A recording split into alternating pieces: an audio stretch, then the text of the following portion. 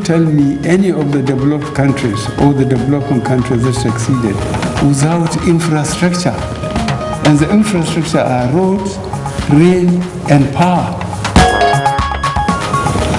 President Muhammadu Buhari calls on Nigerians to be fair in their criticism of his administration.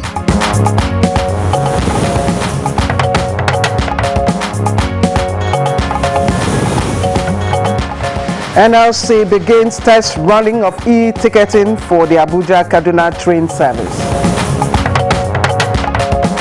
Created a new scene in this place. Very, we cannot even compare before and now.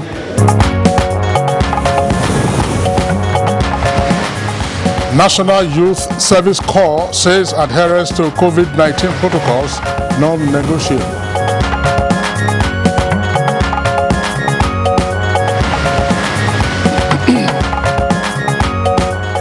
On Good Morning Nigeria today, we remember our fallen heroes as Nigeria marks Armed Forces Remembrance Day today.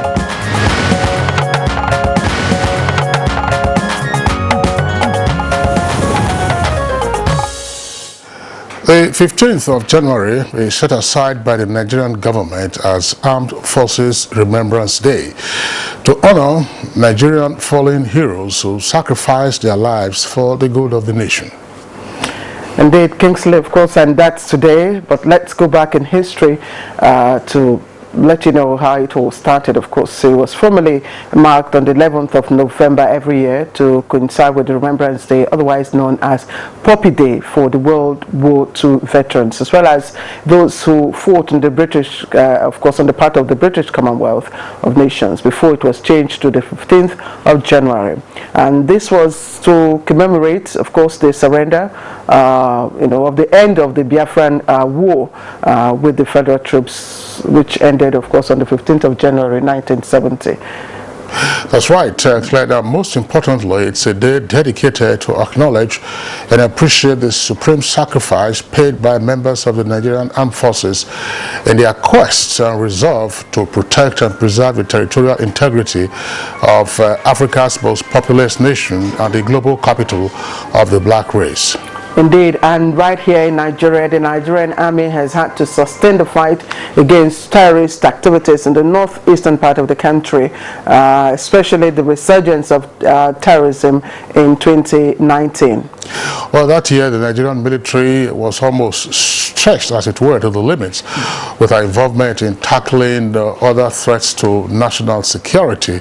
Those threats included banditry in the northwest and kidnapping in most parts of the Federation. And curiously, in some quarters, there has been, some degree of, what we will say, lack of appreciation of the role and contributions that the military, has made in fighting, of course, national security threats. This may have come as a result of lack of understanding of the changing dynamics in the definition of internal security and the role of our military in our internal security architecture. Well, certainly, Claire, these are some of the issues we'll be taking on in our conversation segment today. And in the world that we live in, a country's internal security has regional and at times global dimensions. And therefore, the involvement of the military in internal security isn't any longer an aberration. Well, that's maybe true, Kingsley. It is for that reason that every Nigerian needs to reflect soberly on the sacrifices made by our fallen heroes and also our retired servicemen and women, I should add. And I believe this will go a long way in motivating those who are still in service, in active service of their nation, and of course, incentive for young Nigerians to offer to serve their fatherland in various services. Well, Claire, that's right. Now, just 2 days ago, there was a footage of a very determined group of Nigerian young persons who were candidates of the regular intake of the Nigerian army. They were, from the footage, quite eager to be recruited, and they were being addressed by the Chief of Army Staff at the Fagore Forest in Kano. The bit, of course, intimated of the task ahead of them. The excitement on their faces was quite infectious, and certainly you couldn't help admiring them as they were getting on to service for the fatherland. Kingsley, come to think of it, I'm wondering if you ever had a thought of joining, the military or becoming a soldier back in those days. I'm just imagining how the uniform would look on you, Kingsley. With the height, the height. Well, the height was height really a factor in joining the military? I think it was more of the police. Okay. You had to be broad-chested and you had to be of a certain height. I'm just you had to have that, but certainly, I mean, there were persons who had interest in joining the military. I certainly wasn't one of those. I did.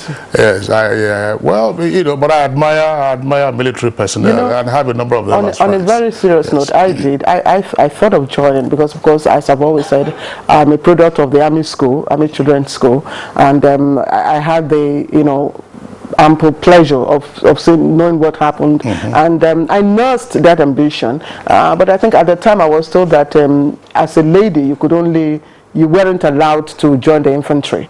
Oh, you couldn't be a combatant soldier. Yes. So, the much that one did was that during the Civil War, we acted as child soldiers in the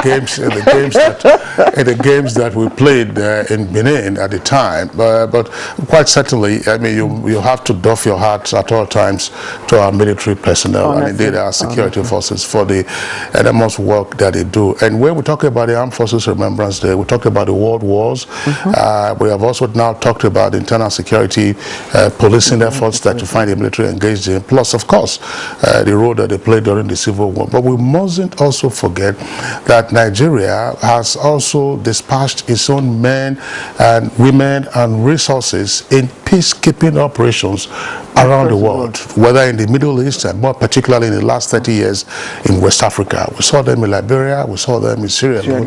This has come at a great cost to not just our treasury but also to our personnel. So as the milestone is being marked again this year, it provides an open opportunity to critical current landmark achievements by our military in tackling security challenges in the land, and this is of course towards fulfilling the constitutional requirements of government guaranteeing the protection of life and property. And of course, we must all develop a culture of recognition and deep appreciation, not just for our fallen heroes, but also retired and serving military personnel as obtainable in other climes. I mean, the way, they are respected, I almost use the word reverenced, but that could very well sum up, how these men are, the recognition given to these men. That's right, and how they are treated by the larger society. But more particularly, we must remember in our thoughts and prayers and goodwill the families left behind by the fallen heroes. In fact, President Muhammadu Buhari has given assurance that families of fallen heroes will have as a top priority this year their welfare, and that's cheering news. It's on that note we'd like to welcome you to this edition of Good Morning Nigeria. I'm Kingsley Osadolo. And I'm Claire Delabu Abdul-Razak. We thank you for joining us this Friday. As always, the last edition for this week. And it's happening live here on the network service of the NTA. We'll have, as usual, complimentary segments that will, of course, be including newspaper review, business news, and indeed other, maybe sports or foreign. For now, Comfort Amodo is bringing us some comforting news from the news segment. Comfort. Good morning, Claire, and to answer your question, Kingsley, the military uniform will sure look amazing on you. Thank you very much. And I can see your head here is olive green, which is a reflection of the military fatigue, I believe, or military uniform. I thought she was going to say, yes, I also know the Comfort. You just disappointed me. All right. Now let's take the news. President Muhammadu Buhari has called on Nigerians, especially the elite, to be fair in the criticism of his administration. This was while receiving an audience, the Executive Secretary of the Nigerian Christian Programs Commission, Reverend Yakubu Palm. He was in a state house to submit a report on the Commission's peace-building efforts in parts of the country.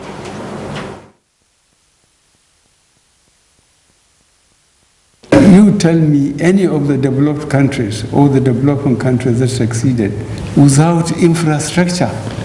And the infrastructure are roads, rail, and power.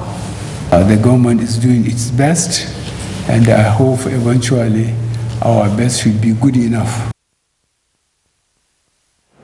And as Nigerians Armed Forces Remembrance Day, many have been sporting the Remembrance Day emblem. But how much do citizens understand about the significance of acquiring and wearing the emblem?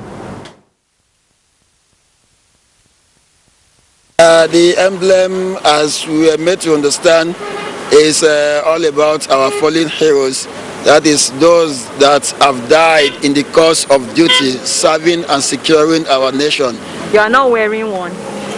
I don't have one, but I want to get one now so that at least to show my support for what they have done and what they are doing at the present.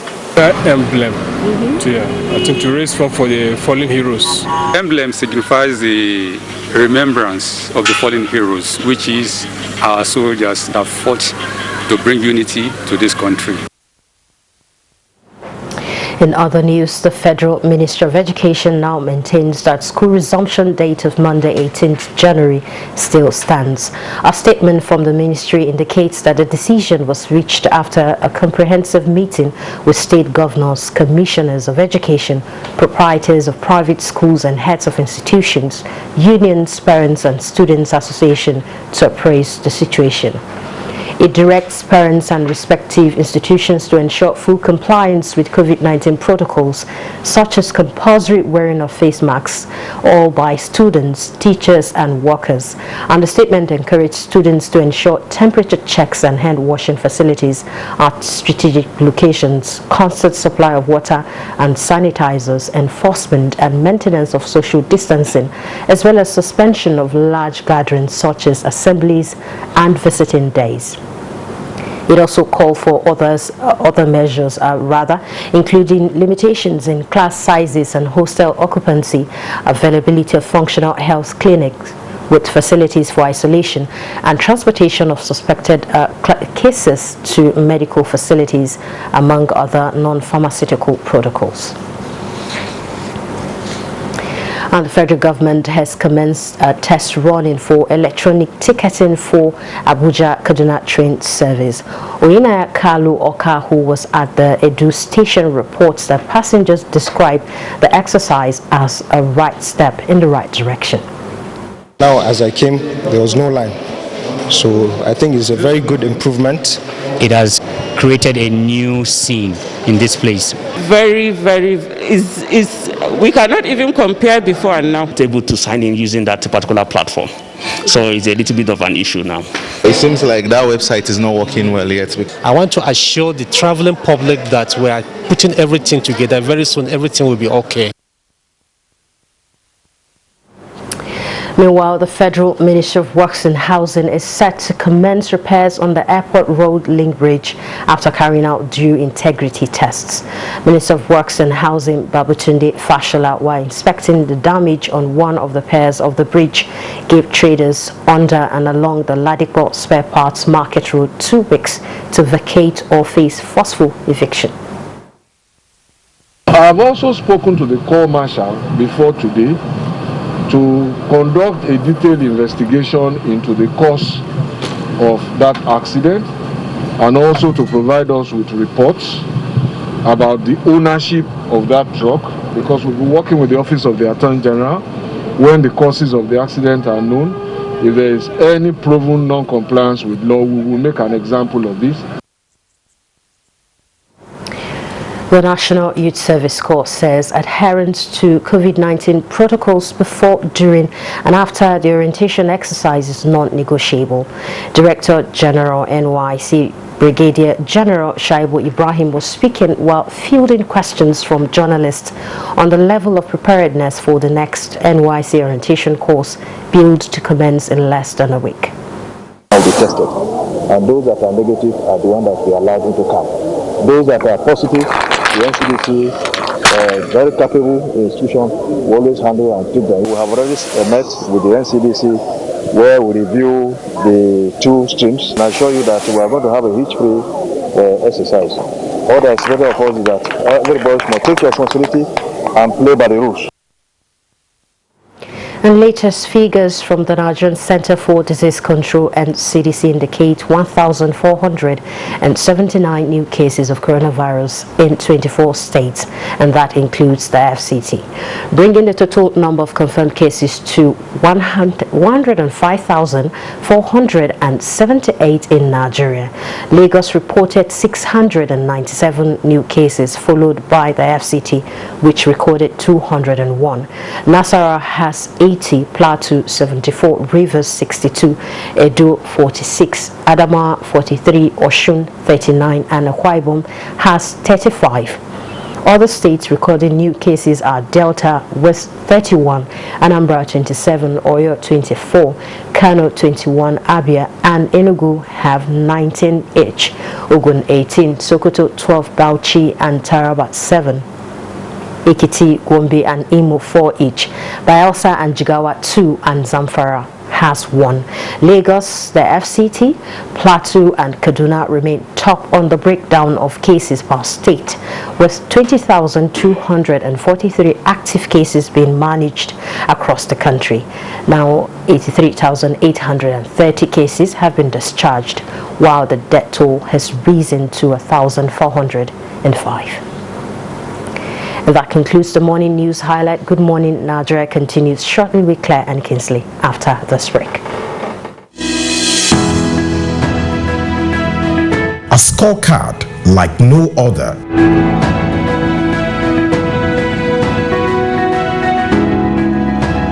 Government has put in place measures and initiatives principally targeted at youths, women, and the most vulnerable groups in our society. These included broad plan to lift 100 million Nigerians out of poverty in the next 10 years, the creation of 75 billion naira National Youth Investment Fund to provide opportunities for the youths, and the Micro, Small and Medium Enterprises Survivor Fund, through which government is A.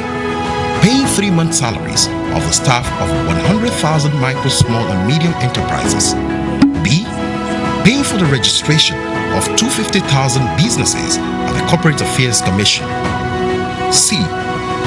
Giving a grant of 30,000 naira to 100,000 artisans and guaranteeing market for the product of traders.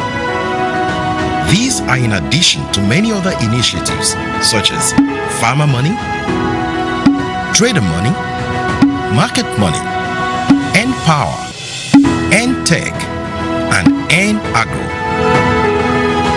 These and more in spite of a recession and a global pandemic.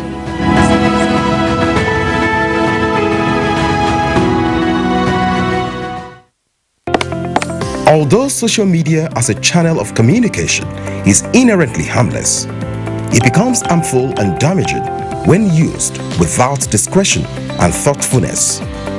Bad social media users spread rumors and fake news without verification. But good social media users stop, reflect, and verify information before sharing it. Be a good social media user. Stop the spread of fake news. Verify the authenticity of your source and use social media responsibly for a better Nigeria. This message is brought to you by the Nigerian Television Authority, NTA, in collaboration with the National Orientation Agency.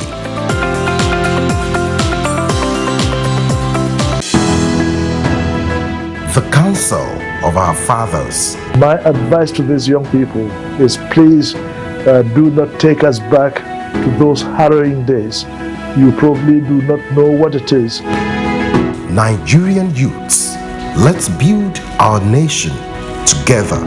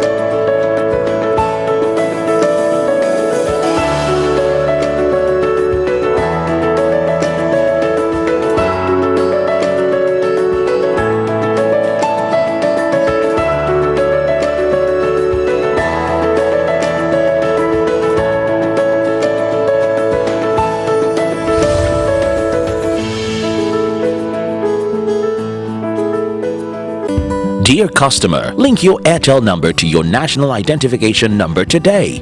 Here are easy ways you can do it. Dial *121*1# on your Airtel line and follow the prompts on the screen. Type in your 11-digit government-approved NIN number. You will receive a confirmation message to confirm your entry. You can also visit www.airtel.com.ng/NIN to link your phone number to your NIN. If you do not know your NIN, simply dial *346# to get it. No stress, no wahala. Airtel, the smartphone network. After dropping 2 points from a winning position last week, Wolverhampton Wanderers will be excited to welcome struggling West Bromwich Albion to the Molineux Stadium. Will West Brom prove an easy 3 points? Find out as Wolverhampton Wanderers take on West Bromwich Albion on the Premier League Live, showing on the NTA network from 1 p.m. this Saturday. The Premier League Live is brought to you by Axis Bank, Babai Jebu, Lipton, and Close Up, in association with Gold.com.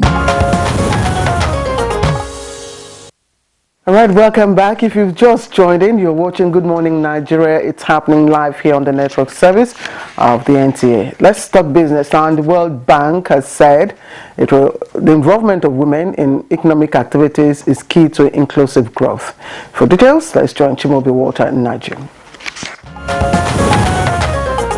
Stakeholders have advocated an increased participation of women in meaningful economic activities of the country as a way of attaining financial stability and strengthening the nation's economy. They were speaking against the backdrop of the research carried out by the World Bank on the participation rate of women in economic activities. They noted that women contribute greatly to nation building and development, hence the need to empower them financially. The research says participation in economic activity. We have a stereotype in this part of the world. We think that jobs are what government provides, and then you go there and you get paid and you go home. That was ages ago. Nowadays, employment is what you generate, what you create for yourself. So women in particular have a lot to contribute in the economy. The participation rates that the World Bank has been speaking about are actually in economic participation, not necessarily in politics. For more on business news, here is a graphic representation of trading figures at the floor of the Nigerian Stock Exchange.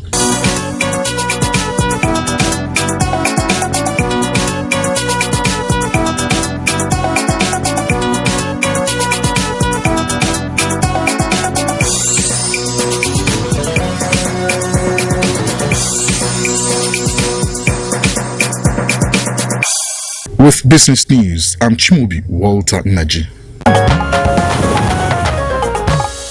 Many thanks, Chimobi, for the business package. Coming up next is Newspaper Review.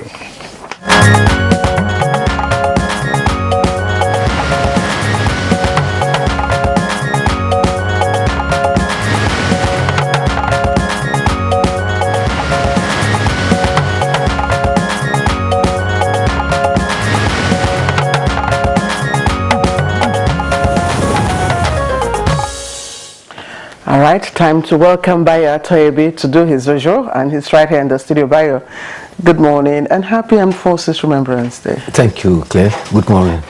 Good morning, Kinsley. Good morning, Let Nigeria. me pose the same question we posed to Kinsley. Did you ever think of joining the military? Not quite, but while I was in the secondary school, I think we had a cadet corps, and I was a member of the cadet. And I think I enjoyed the procedure and the routine. It helped me when I got to the youth corps. I was a squadron commander. Oh, platoon commander. Platoon commander. Okay. Platoon. Left wheel. Yes. But it was fun. Take dressing. When they give us the order, we just change it and say, parade to refuse order. It was fun. That would be mutiny. All right. So today is their special day, and once again, we doff our hats to our fallen heroes for their valor and gallantry. Now let's take a look at the window page of the Daily Trust newspaper. Below the nameplate says, troops killed 2,403 terrorists, bandits, and kidnappers in 9 months. That's according to the federal government. 2,403.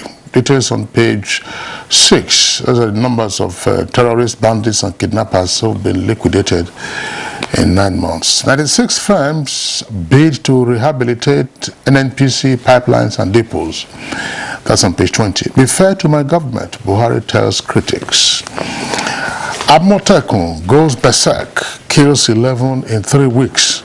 Concerns over abuses in Oyo, that's one rider. Others are, we have powers to carry arms. That's according to state commanders. Regional outfit must not act like police. That's according to Amnesty International. And operatives trained with neo-colonial methods. That's attributed to Falano.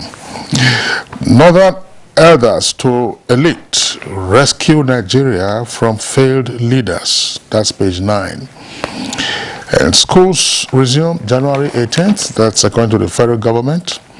53 health workers test positive for COVID-19 in Edo. And 2023 presidency, Southwest speakers drum support for Tinubu. Claire. All right, Kingsley. I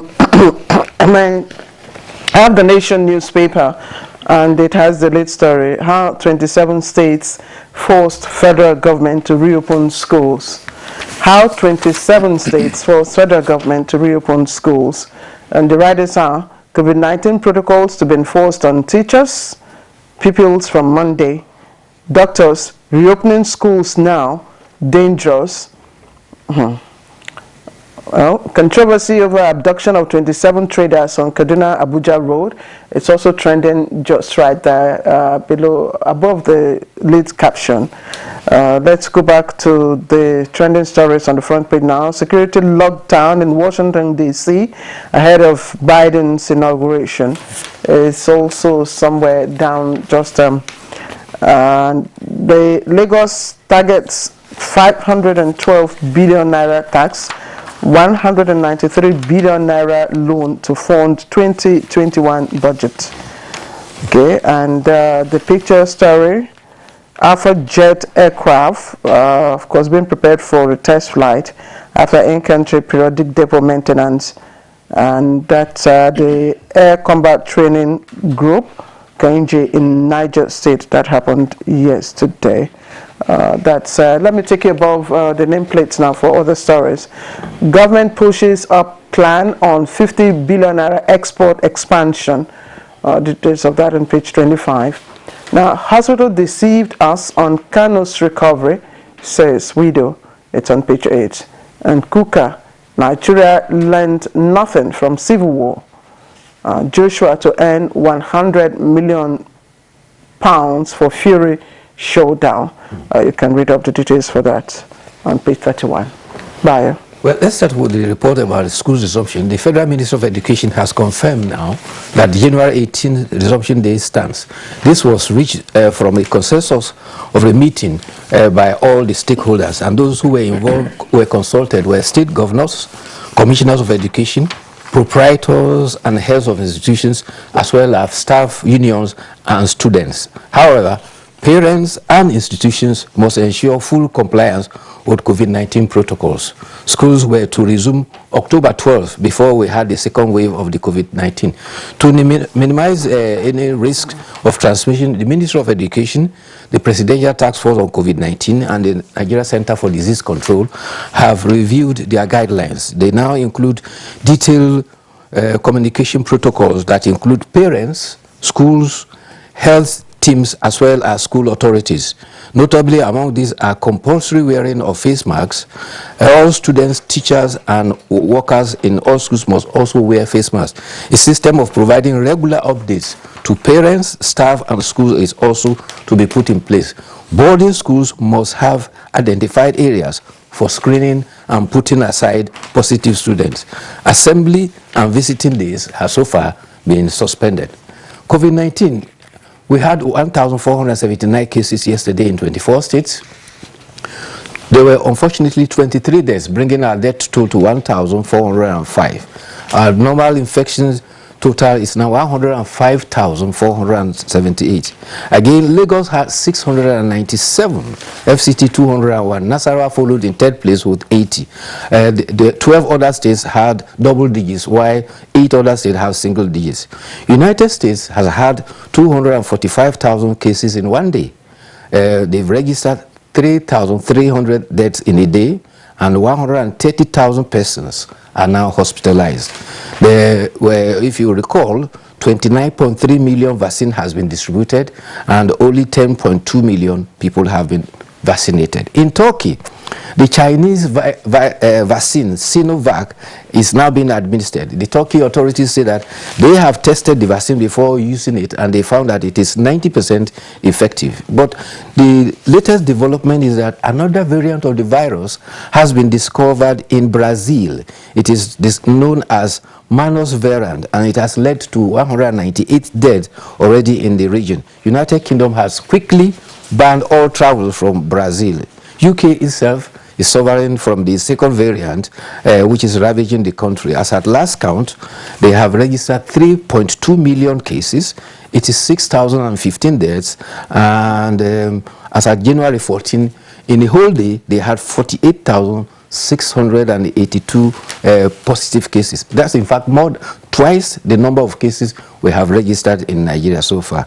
In South Africa, the police has arrested 7,000 persons for not wearing face masks. In that country, coronavirus was mandatory wearing of face masks was made mandatory in May 2020. However, with the advent of the second variant, they are now forcing it and making sure that anybody who violates it is arrested. Just before you leave the COVID-19 bio, two things I want to raise. And first, the variant in Brazil. Yes. I think this morning, one of the medical experts, I think, in an interview, made clarifications that the variant now in Brazil, not sure, has nothing to do with the variant either in Africa or in the UK. Yes. Apparently, the virus keeps mutating. Yes. So this is quite different from, the one in South Africa. Yes. Or the one in the UK. Now, back to the resumption of schools. I'm really concerned. Should the Ministry of Education, order the reopening of schools based on simply on the decision of the majority at for a critical situation such as we are in? The doctors have come up to say, look, there is need to still hold on the resumption of schools. And because 27 states or so, have gone ahead to indicate you reopen schools. So you are putting the lives of millions of children, on the line. Let me respond to that. On Wednesday and Thursday this week, it was school resumption that we had in our conversation segment. Clearly, you were not with me on set. Kirian was here on Wednesday, and Nadaba was also here on Thursday. On Wednesday, what we took on was the reopening of tertiary institutions, that's to say universities, polytechnics and colleges of education. 2 vice chancellors were here on the program. Yesterday, we had a commissioner for education in Kaduna State, 2 school proprietors, 1 vice principal from Federal Government Boys College here in Abuja. And the consensus was that, look, there are good grounds to reopen the schools. There are good grounds to reopen the schools, and that the scaremongering ought to be muted. Good grounds. There are a number of, perhaps the best bet would be to say, look, play back the tapes and listen to the arguments made by the persons. And UNICEF itself has also indicated that it is not correct to say that schools are potentially a super spreader spot. South Africa has the highest caseload of coronavirus on the continent. Schools are reopened in South Africa. Obey the protocols. In fact, simple. The arguments are that schools are regulated and regimented areas. That's right. They are not free like the markets, and in fact, even churches and mosques are regulated. Are school proprietors or proprietresses, are they medical experts? No. Do they have the knowledge of what is going on? Of course, doctors will raise alarm and say, look, to be on the safe side, yes. Be cautious and say, don't open schools. But you recall that the same thing happened last year. Secondary schools, That was the trial test. They allowed the SS3, the final year students to come. It was regulated, and we're lucky throughout the nation. Apart from 13 cases that were recorded in Bauchi, and I think how many cases in Kwara, we never had any cases. There were no fatalities. They were able to manage it well. That is at secondary school level. Now that we are involving university, the level of management is more advanced, and regulation will be more firm compared to when you are dealing with younger ones. The Vice Chancellor, Claire, the Vice Chancellor of University of Abuja was quite specific. He says, look, as Bayo was indicating in terms of regimentation or following rules, if the rule is that get tested when you are entering the campus, wear your face mask at all times. If you refuse to wear your face mask, then you face disciplinary action. And the rules are indicated in the laws of in the bylaws of the university. The same thing you would find in schools. The question might then arise. I'm sure you go to the markets. Last time you were at Wuse Market or Otako Market, how many of them did you see wearing face masks? No, let the camera focus on you so you see you smiling. Thank you. Sorry, we have to stop you. Today is Armed Forces Day, Remembrance Day, and we need to engage the generals. They are already here, but we also have to let them go on time, to meet up with the parade. Part of the ceremony. Yes. So thank you for your understanding, Bayo, and please have a good weekend. You too. And watch the Remembrance Day. Yes. Celebrations. This is Good Morning Nigeria. We'll take a short break. We'll be right back. The counsel of our fathers. I will urge and advise our younger generation to use talent and brain to sort out problems, not arms. Nigerian youths, let's build our nation together.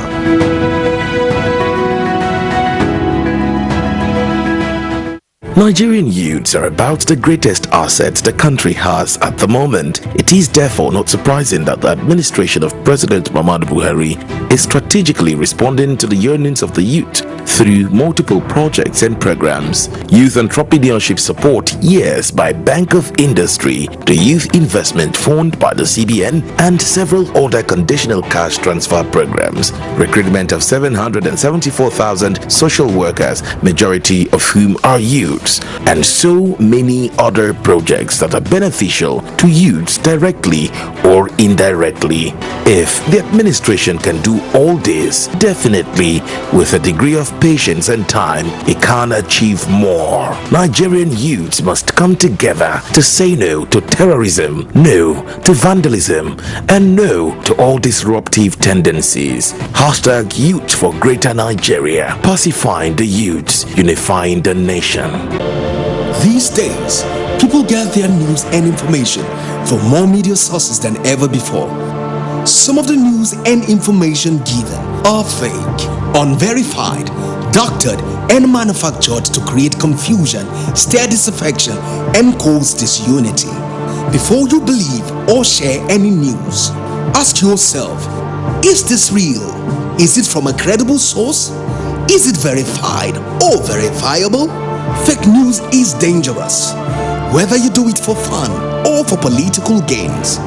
Real people can get hurt. Fake news, don't create it, don't spread it.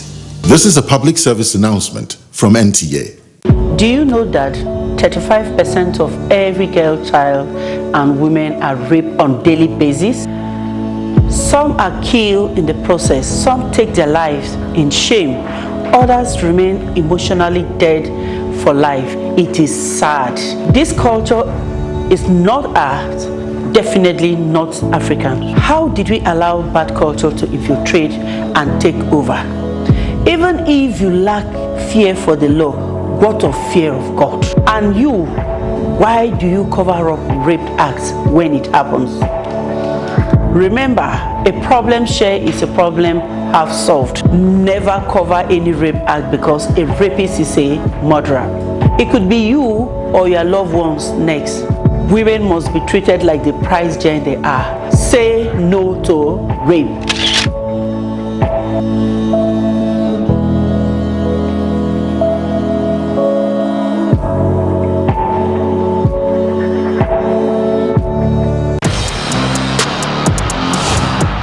dropping 2 points from a winning position last week, Wolverhampton Wanderers will be excited to welcome struggling West Bromwich Albion to the Molineux Stadium. Will West Brom prove an easy 3 points? Find out as Wolverhampton Wanderers take on West Bromwich Albion on the Premier League Live, showing on the NTA network from 1 p.m. this Saturday. The Premier League Live is brought to you by Axis Bank, Baba Ijebu, Lipton, and Close Up, in association with Gold.com. Welcome back. Let's quickly remind you of our discussion today. It's on the remembrance of our fallen heroes. But let's take our background report put together by our correspondent Dennis Adegunloye to kick off our conversation.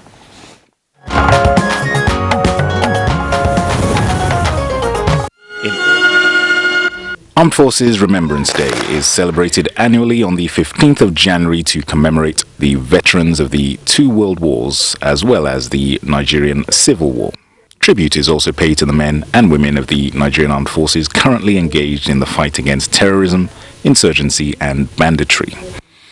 As a former British colony, the day was previously marked on the 11th of November as Poppy Day in honor of the end of the First World War.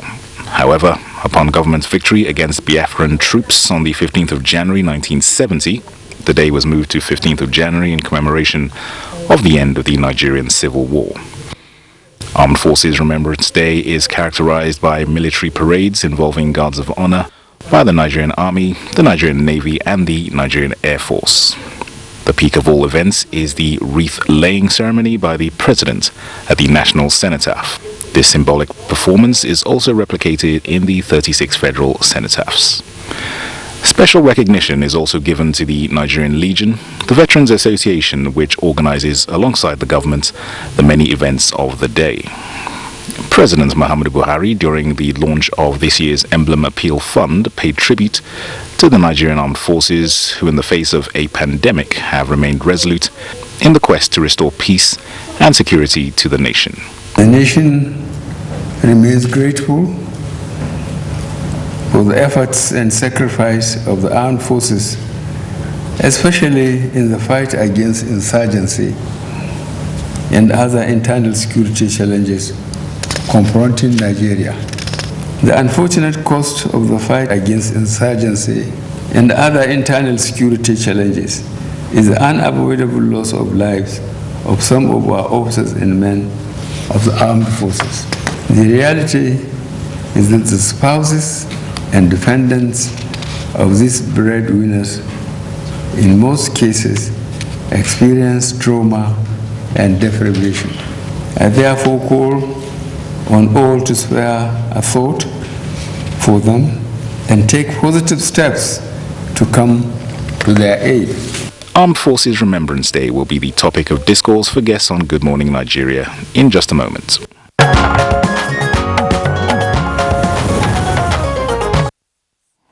Many thanks, Dennis Adegunloye, for that backgrounder. We have, in the meantime, 2 guests with us in the studios to discuss this issue and matters arising therefrom. First, let's welcome Honorable Abdulrazak Namdas. He's chairman of the House of Reps Committee on Army. Honorable Namdas, pleasure to have you with us on the program. Thank you so much. Also here with us in the studio is our familiar guest now on Good Morning Nigeria, General Ahmed Tijani Jibrin, former Director of Military Intelligence. General Jibrin, pleasure to have you with us. Thank you very much. Pleasure is mine. Thank you. All right. Okay. All right. We have, I think, we have joining us from our Jos studio.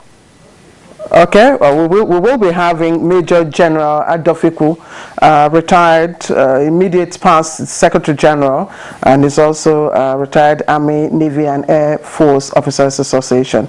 Also Legionnaire, Development Management and Security Consultant. He will be joining us either by Zoom or from our Jos studio in a moment. All right, so let's begin with General Tijani Jibrin, the Armed Forces Remembrance Day, so that it isn't just a mere ritual on the 15th of January. And since we've chosen that date after the end of the Civil War in 1970. As a service personnel, what does the Armed Forces Remembrance Day mean to you and to your colleagues? It's very, very important to know that the Armed Forces Remembrance Day, as Kingsley has said, is not just a day of ritual. It's a day set aside to celebrate our fallen heroes. And as has been said earlier, it used to be celebrated on 11th November to commemorate the fallen heroes of the Commonwealth when Nigeria was under Commonwealth. But it was changed to 15 January to commemorate the end of our civil war, then to honor those who die, and then to celebrate the living veterans. It's a very important day of reflection, of reverence, to create awareness for all Nigerians to know that today is a very, very important day in the lives of all military personnel alive. And then those who are the ones that were left behind by the veterans. It is important for Nigerians to realize that one of the best ways to honor a fallen hero is to honor, revere, and support those soldiers that are living, and support the families of those fallen heroes that are living. Their children need to go to school. The wives need to get engaged in some meaningful activities. Government is doing a lot in this direction.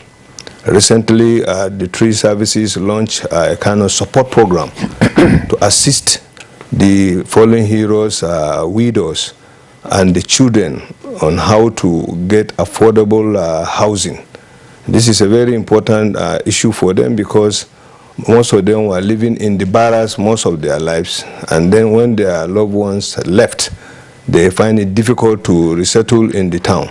So with this program to assist them to get affordable houses, I think their lives are bettered.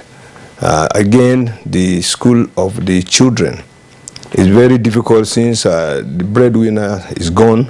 Only the widows remain and relations, and with the nature of our society, once the man is not there, sometimes even the relation find it difficult to communicate with you. So the government is doing everything possible through the three services to support the families of the fallen heroes so that they can go to school up to university level is their entitlement. And the women are given support at the various officers who have association, vocational centers so that they can learn skill to be able to earn a living. All these things are things that are very, very important for the serving soldier. If he's seeing this happening to the families of the fallen heroes, it will encourage him to give his best to his country. Another important area is the payment of their entitlement. The military takes it very, very seriously. There are things that are arranged already, part of welfare package. Immediately a soldier dies, there is something that is given to the family within the first 1 week of the death to assist the family in the burial and taking care of some of the minor things that are financially inclined. And then the government also through the three services assist in giving a large sum for the burial arrangement, because burial in this country is a very important aspect of living. So that is done to assist them. Apart from the burial, then the entitlement in terms of their death gratuity, it has now been enhanced. Since the pension has been enhanced, it has also now been enhanced. So the family of a fallen hero is likely to go home with large sum, and then the support continue through the education of the children, through the support of the family support to ensure that the wives are engaged in meaningful activities. They are encouraged and supported to form association, the widows of the fallen heroes of Nigeria. Through this association, the government is assisting the families of the fallen heroes so that they can engage in meaningful activities that will take, at least support them, know how they will not forget their loved ones. But at least it helps them to get engaged and be doing things meaningfully. And they meet occasionally, and also support is sought from the public to know that such association exists. Through the services they can be reached, so that well-meaning Nigerians can also make their contribution to make the lives of the leftovers of the fallen heroes comfortable. Because when you do that one, what you're actually doing, you are also telling the living heroes that when you die, the whole country is going to look after your family. So you can go ahead and give your best to ensure that your country is safe. Let's thank you for landing for me, General Jibrin. Let's formally again introduce Major Gabriel Adofiku, retired immediate past Secretary General, retired Army, Navy and Air Force Officers Association. He's also a Legionnaire, Development Management and Security Consultant, joining us from our studios in Jos. Major Adofiku, thank you very much for joining us. And let me quickly, I'd like for you to give us a sense of understanding within the context of the World Wars and January 15, that's the Nigerian Civil War, what today really means for you. Thank you very much. Good morning, Nigeria. Good morning, Claire and Kingsley out there, and my general and in your studio, and indeed the respected political leader there.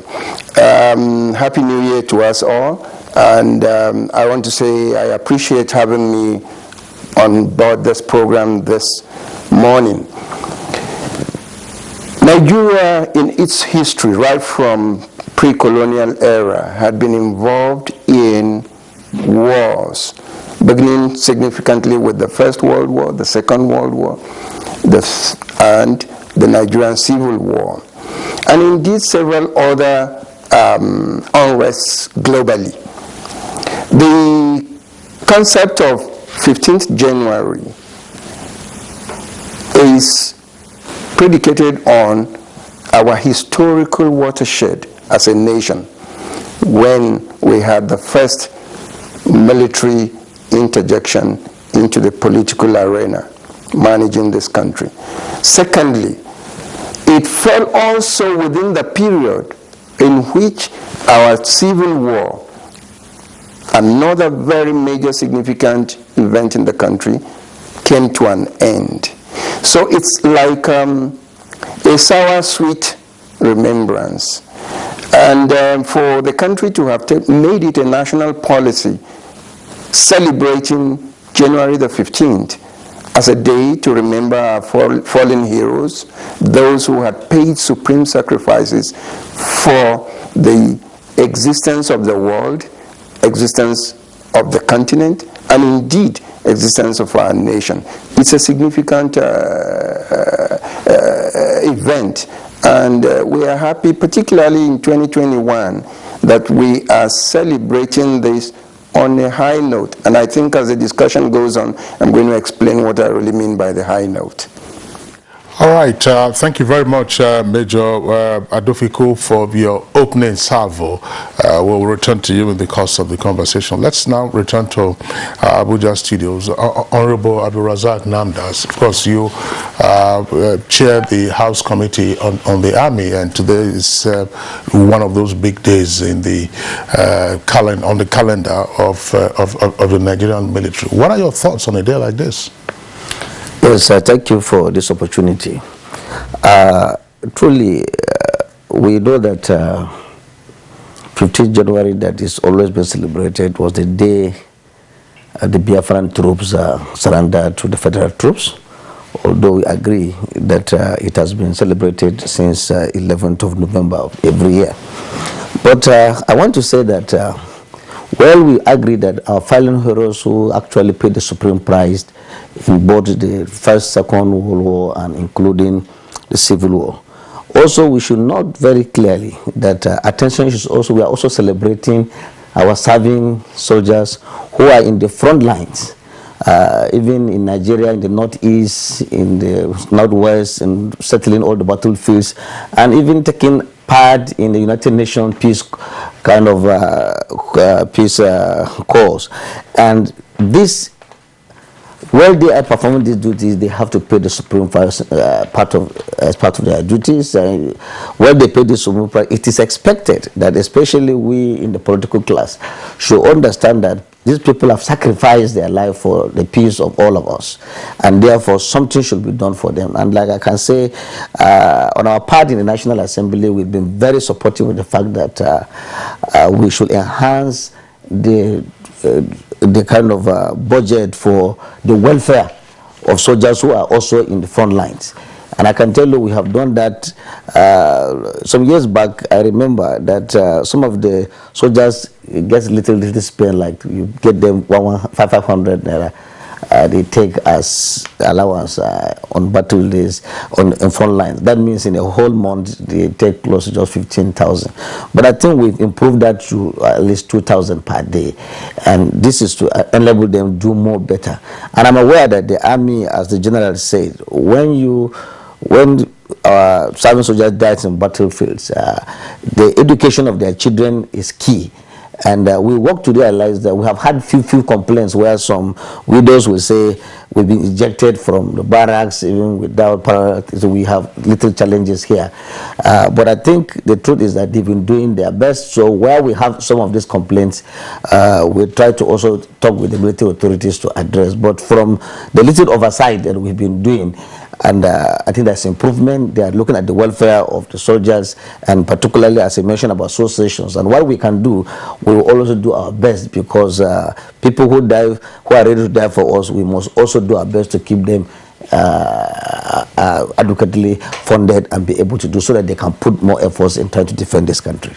All right, General Cyprian, again, beyond the rhetorics of the celebrations and all that you have told us, you know, that it's been done. Yes. So I said it's been done. Yes.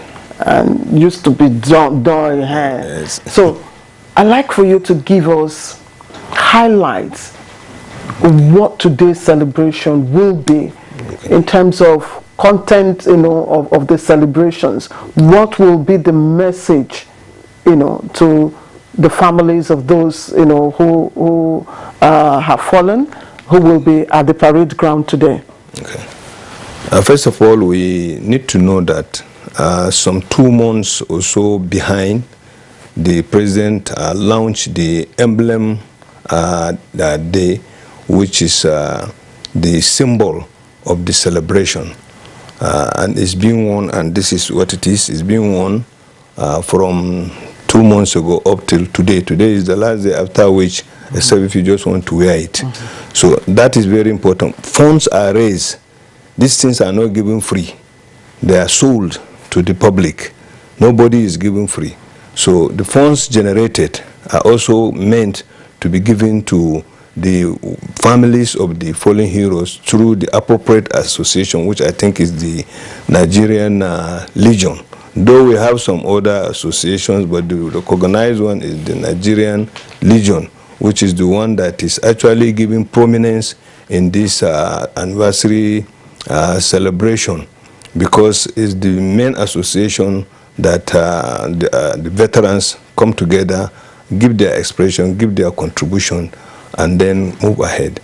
So apart from that one, donations are made during this emblem launching by well-meaning Nigerians to the families of the fallen heroes. And the donation continue from the time the emblem is launched till the last possible day. So all these funds raised are usually channeled to the families of the fallen heroes through the Nigerian Legion. Nigerian Legion is a well-established organization. They have some business concern. They are involved in some business activities. So they have the nominal role of all the fallen heroes, and they have branches in all the states of the federation. So these branches take stock of the fallen heroes, take stock of their problem. They meet regularly. So all these funds that are raised, and from also the funds they raise from what they do in their commercial engagement.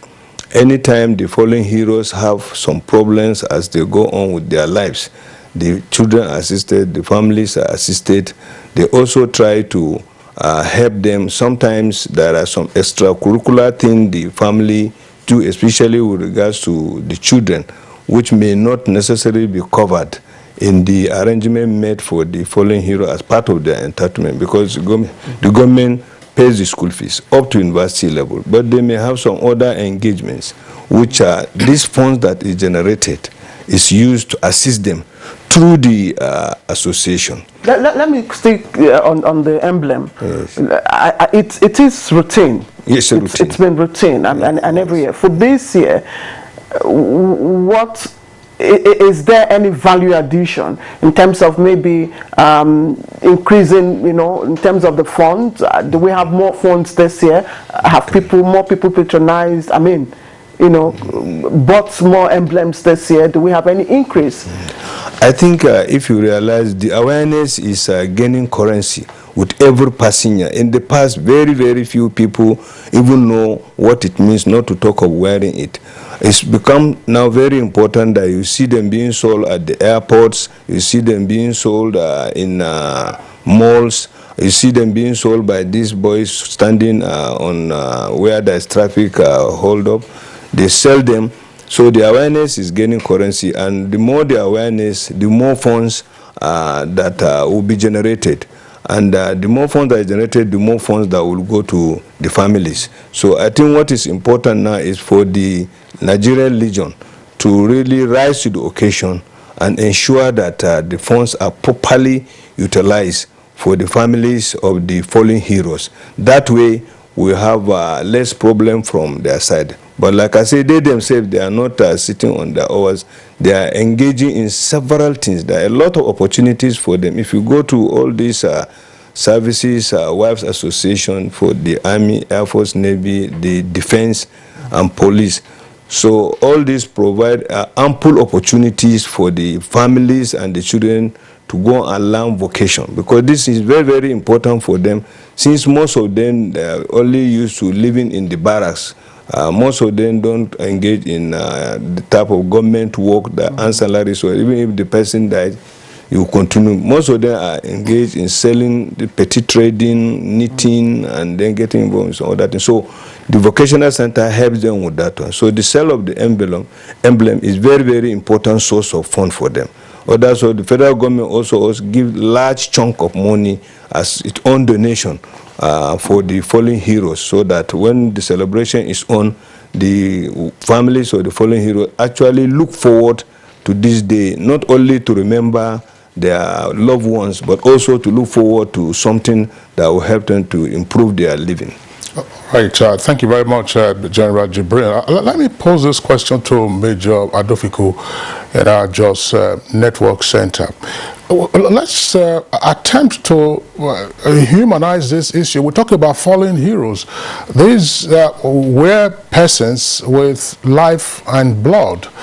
And for those of us who are in the larger society, what we do get to hear is part of the orientation for military personnel is that be ready to serve your fatherland, and where the circumstances warrant, you're ready to lay down your life.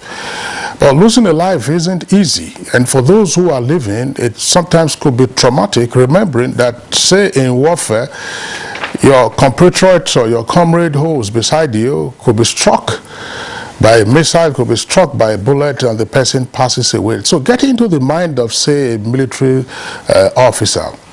What does it mean to lose your colleagues in battle?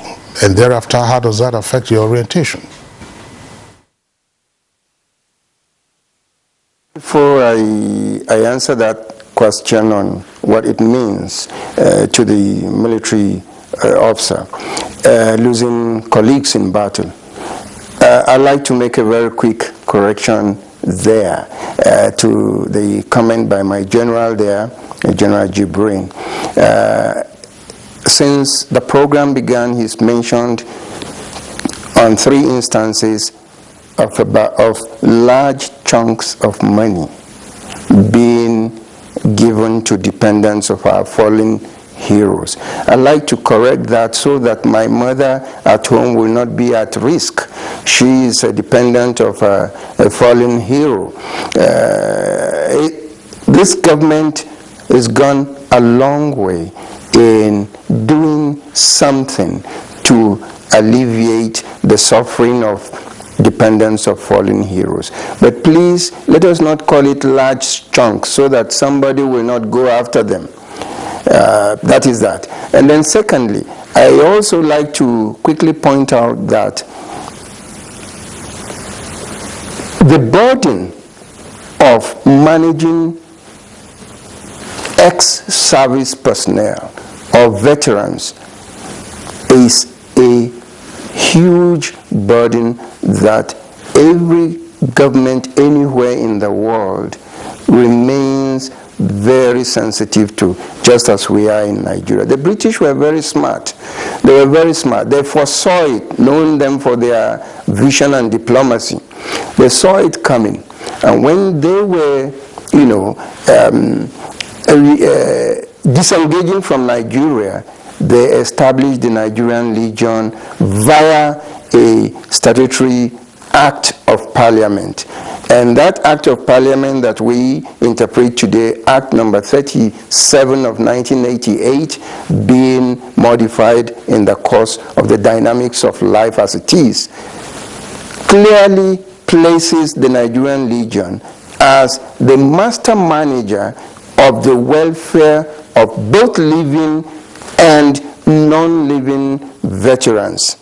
And what that translates to mean, if you go and look at the Act, Section 2 of that Act, says so much that the Nigerian Legion looks like another government in existence.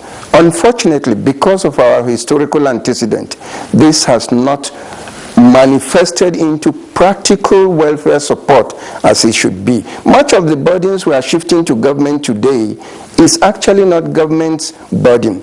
Is the burden that should have been taken by a very developed Nigerian Legion organization.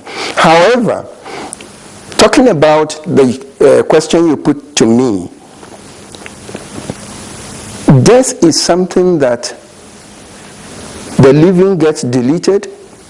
The dead gets deleted, and so no more reference as far as he's concerned on the other side to us.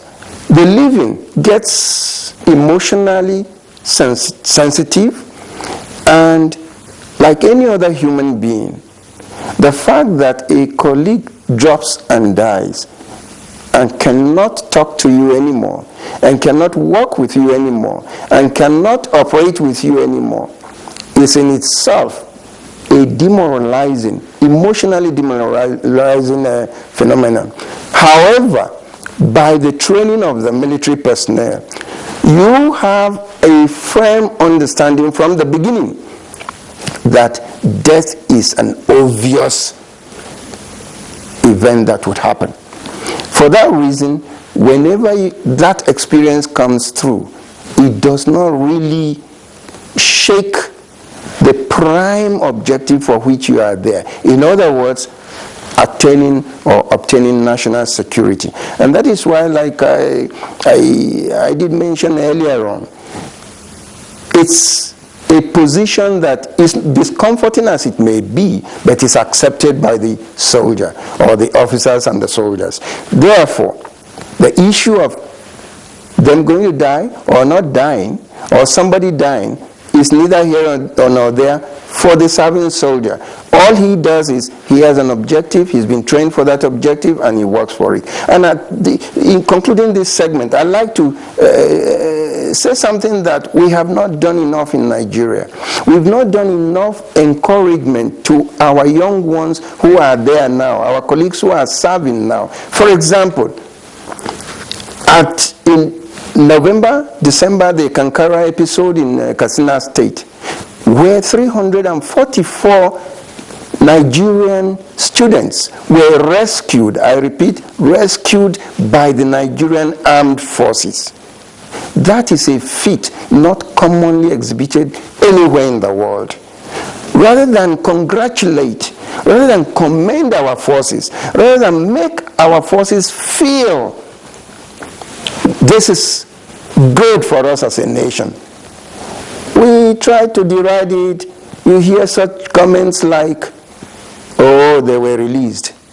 There is a world of difference between released and rescued. Our political class, unfortunately, my honorable member there talked about a political class of, that had a different perception from those of us on the other side. Please, I want to say this for the purpose of this exposition to the nation. There is no you and them arrangement in the political class.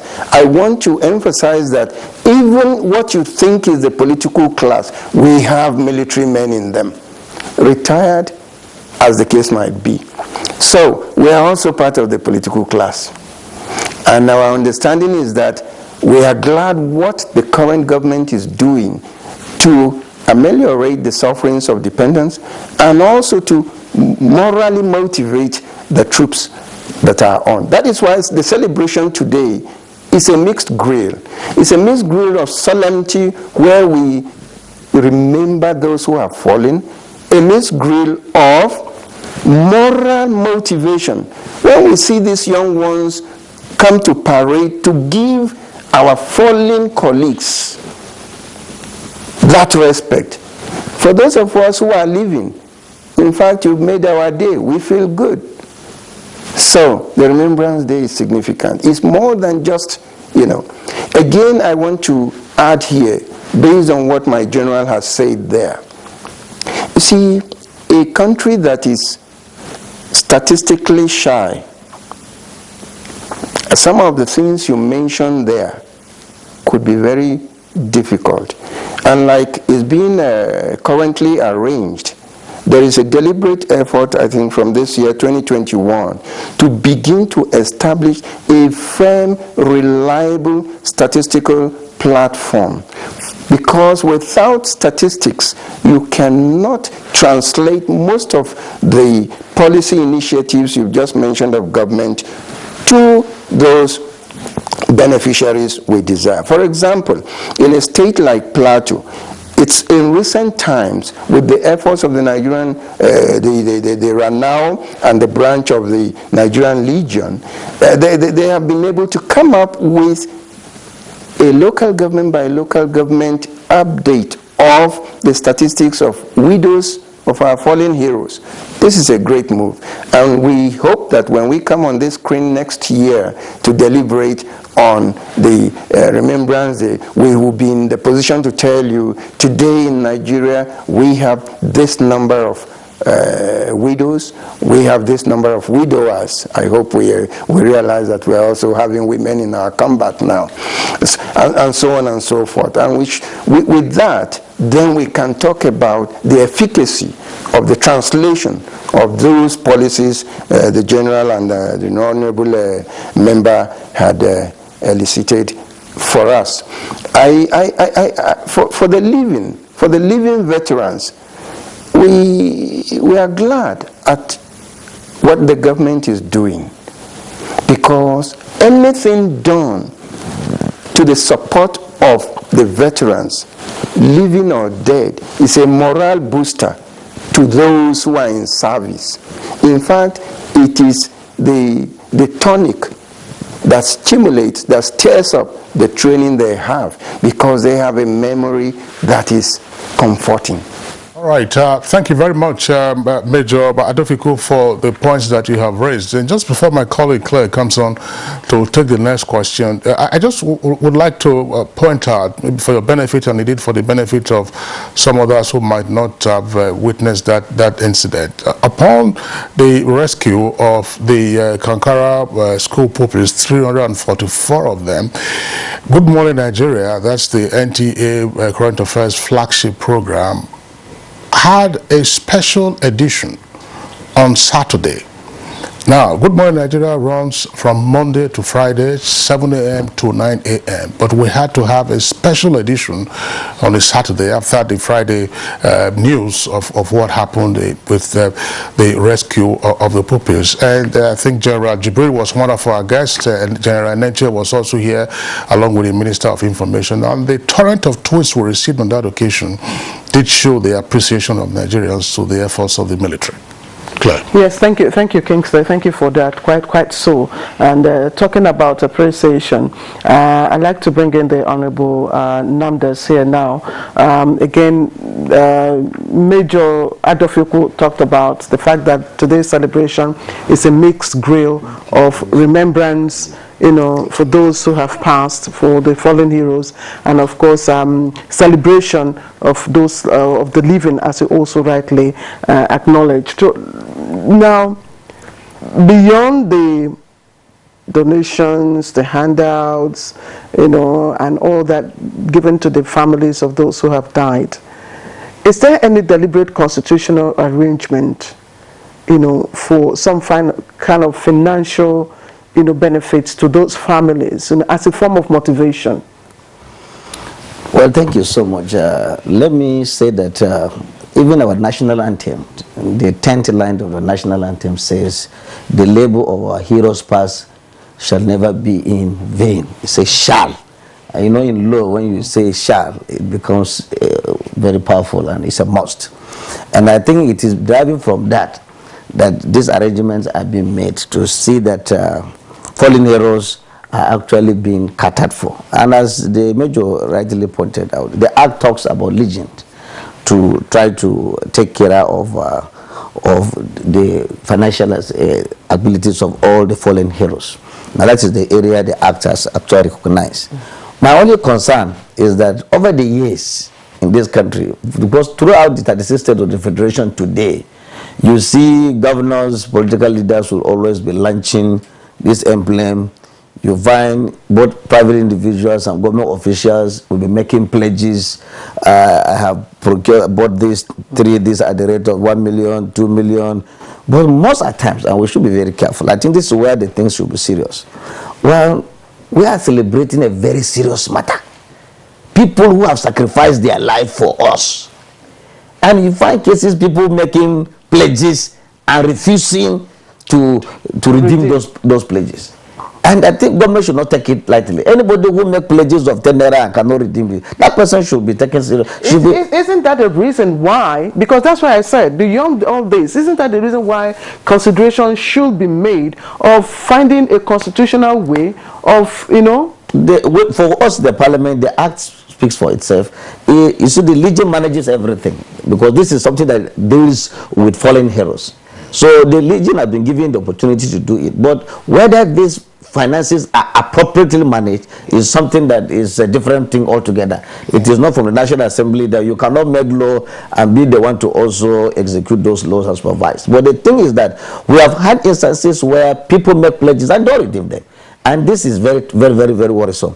Number two of it is that in some parts of the world, even families of fallen heroes or war veterans, when they go to even supermarkets, there are times that certain things are reduced for them just for the fact that they have actually done certain things. I think that this recognition should be made, or government should say, okay, because of these war veterans who are alive, because not only for the dead, it is for those who are also living and those who are even serving. So in the event that people who are serving or who are veterans and have played their part and are alive, they should be given special concession even when they go to certain to procure things, even in the markets and things like that.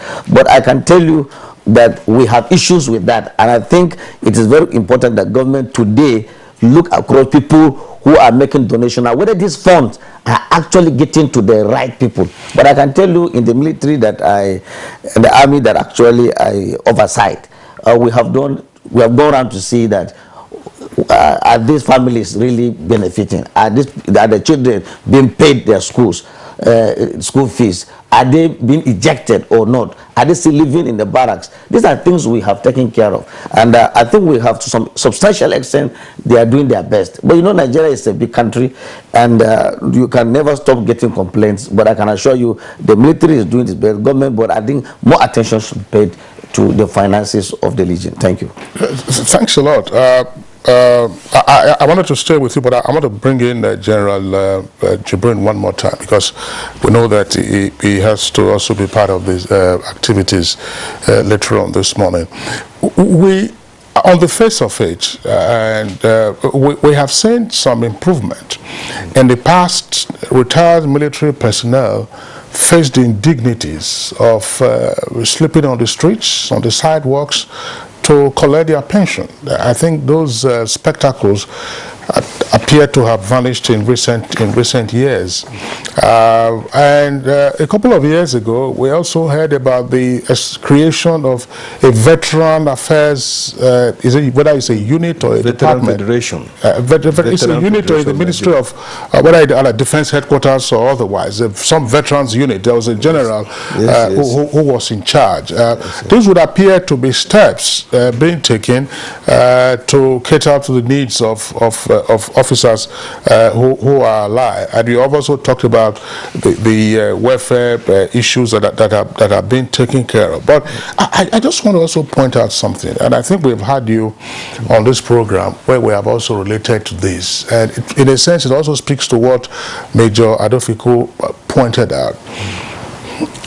You know, in terms of members of the public having fuller and better appreciation of the military, and therefore even after service, and now they are veterans, to say, look, let them have some concessions, such as Honorable Namdas is talking about. There is a critical issue of apparently poor military-civil relations. There's also been a new unit created for that. I think General Rogers, Nicholas was in charge of it at some point. What do you think can be done to enhance civil-military relations so that it is not us versus them? It is not military versus so-called bloody civilians. We know that you are there for us and that we should support you in or out of service. Yes.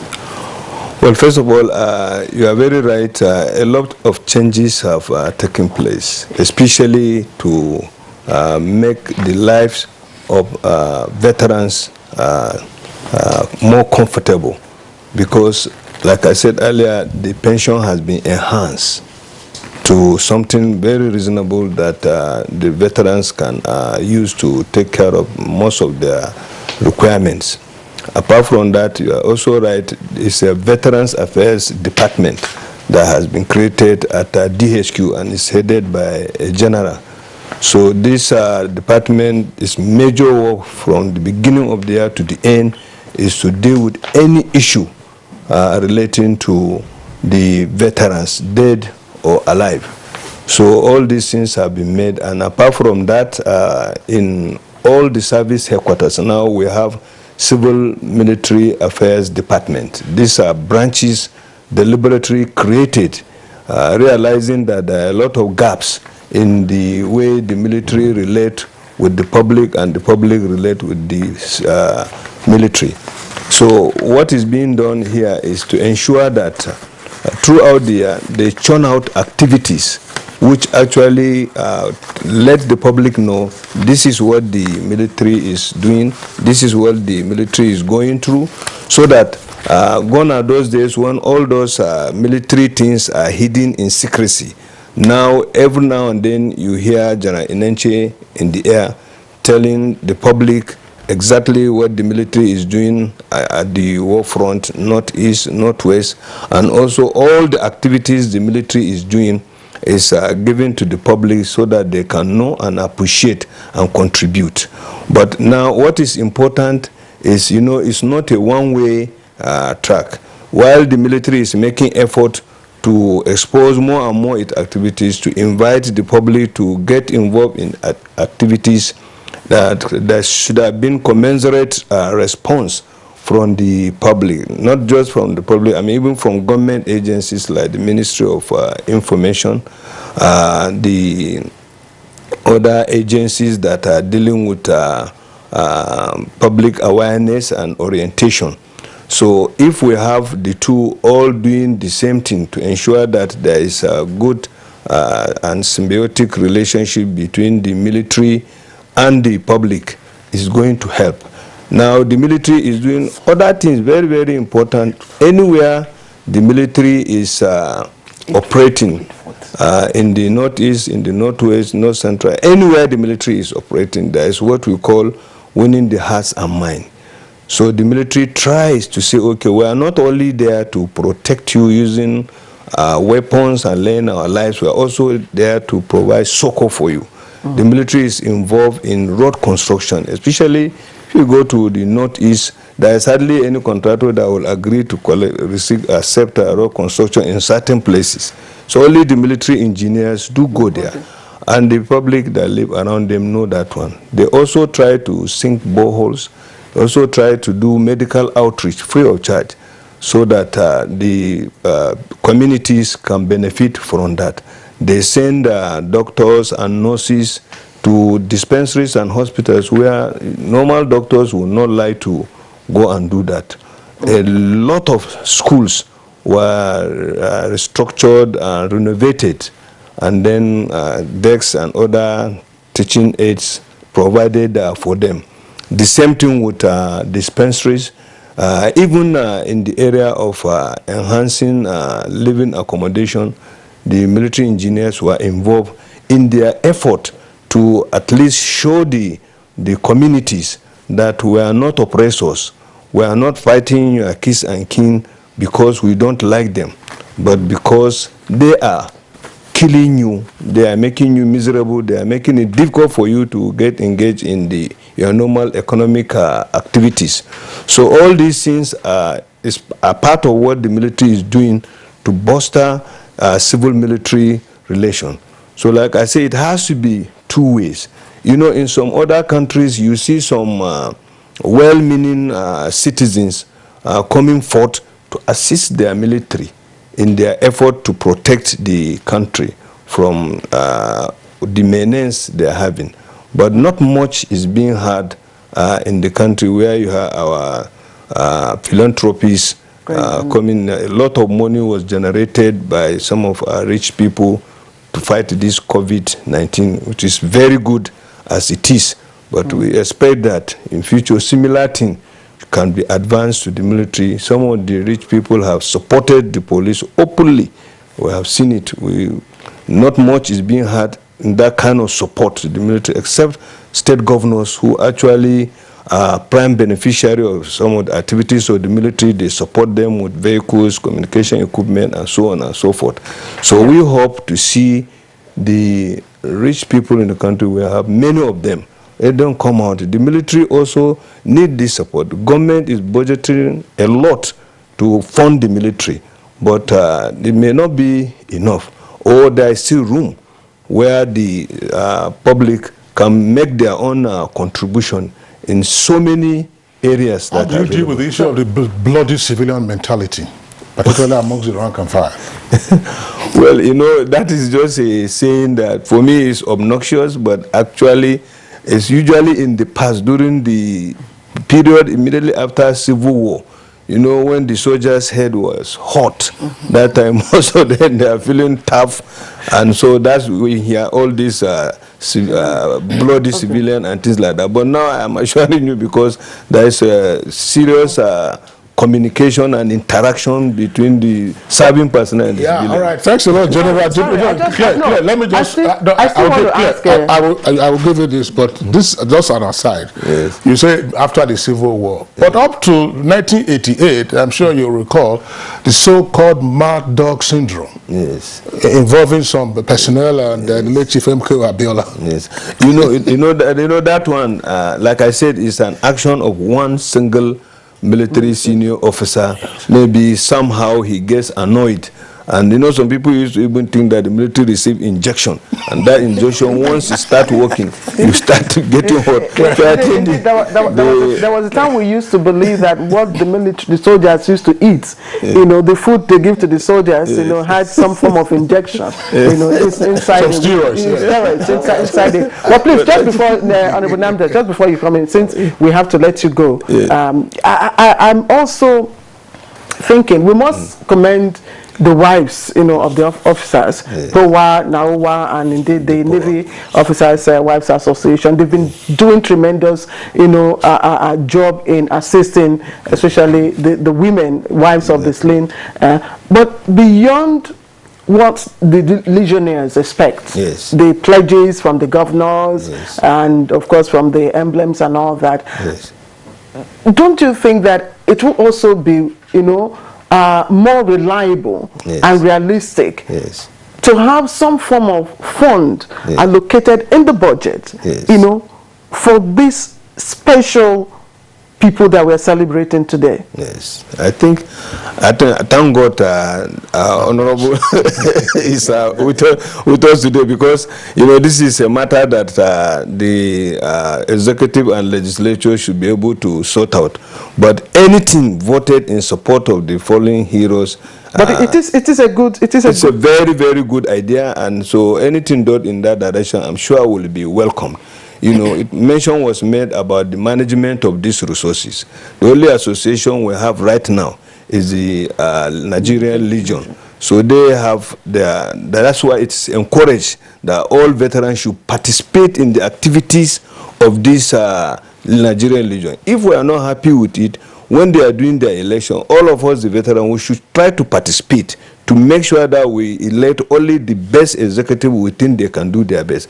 But most people try to fold their arms and stay by the corner and be criticizing the association. But when they are doing their activities, when they are doing their election, we don't go and participate. So those who are available, when they are elected, they have to perform their role.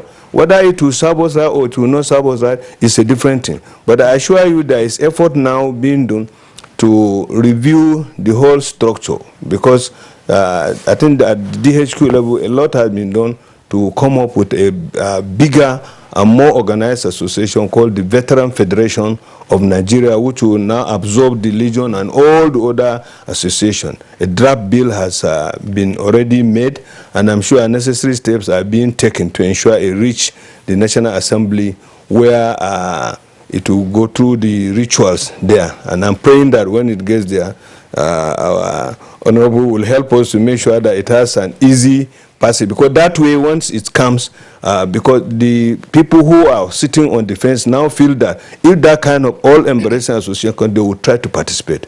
So I really feel that it will be encouraging for government to vote whatever amount is possible in support of them. But we have to have an association that will really manage it very well so that it will reach the intended people. Indeed. General Ahmed Tijani Jibrin, former Director, Military Intelligence, we really appreciate you. And we just, we'll still keep you, or yes. we'll let you go at 20, I still have 10 minutes. All right, so we'll keep you for now. So let's take a short break. We'll be right back.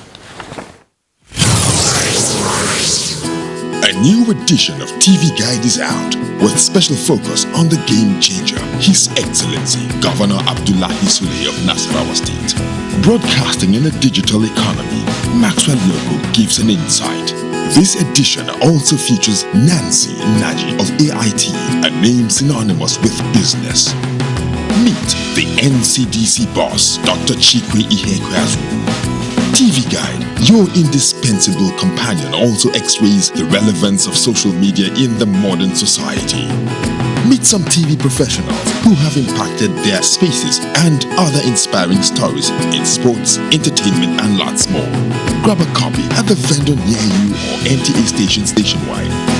TV Guide, your indispensable companion.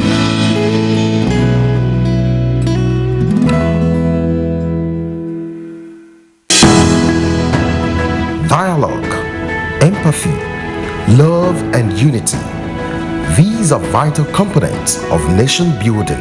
For all to be well, we appeal that we should refrain from volatile, provocative, inciting messages and language.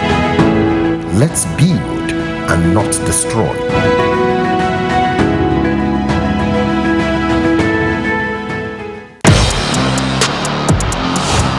Dropping 2 points from a winning position last week, Wolverhampton Wanderers will be excited to welcome struggling West Bromwich Albion to the Molineux Stadium.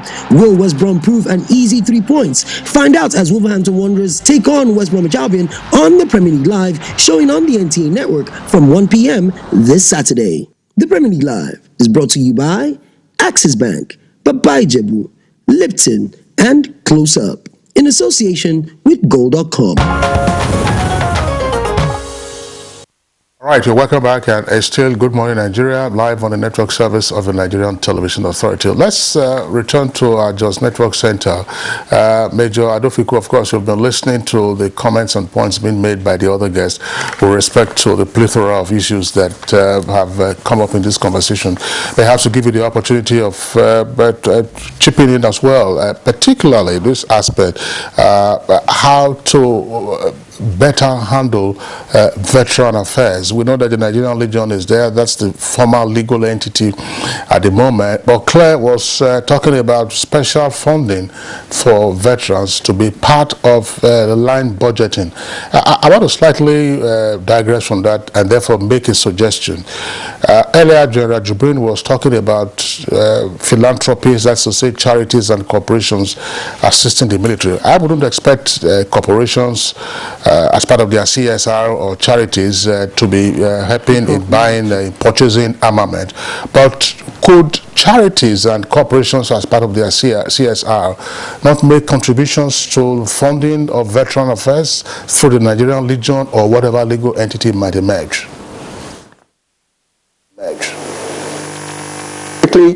For an answer to that, yes, private corporate outfits could and are participating in the support of welfare programs for the veterans in Nigeria.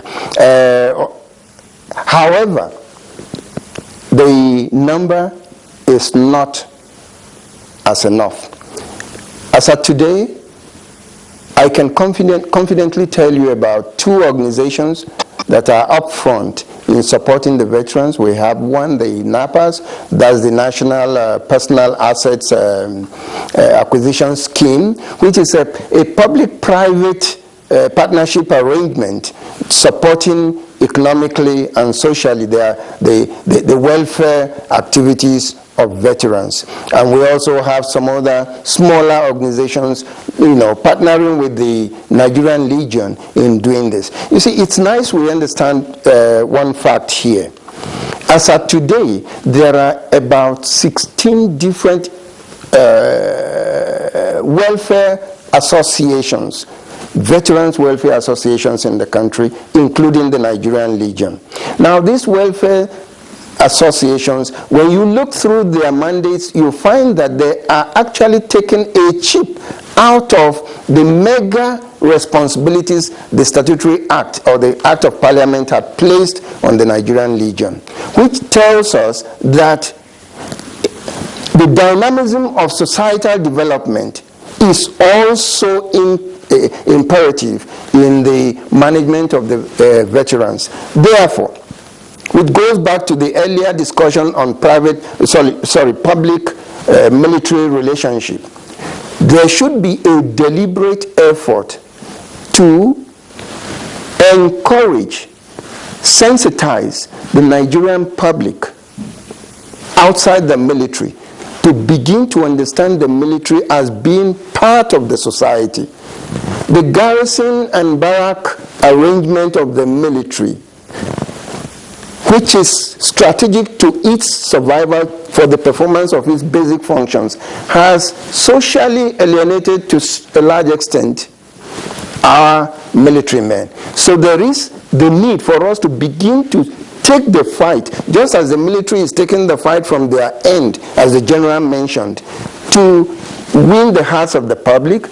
The society should also begin to take the fight from its end. And to this, I want to suggest here that the National Orientation Agency should come up with a program, a definite program of educating, sensitizing, and refocusing the disposition of the average Nigerian towards the military. That would help a lot in that aspect.